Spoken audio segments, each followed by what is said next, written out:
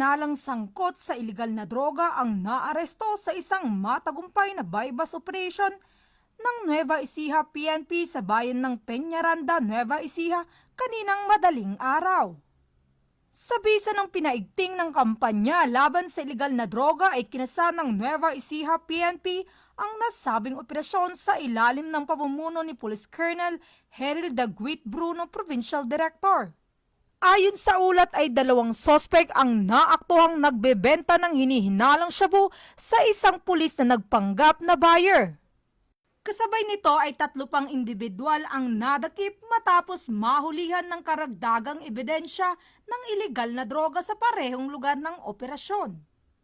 Ito ay sumasalamin sa 7-point agenda ni Acting Chief Philippine National Police, Police Lieutenant General Jose Melencio Nartates Jr., sa pagpapaigting ng kampanya kontra iligal na droga at kriminalidad.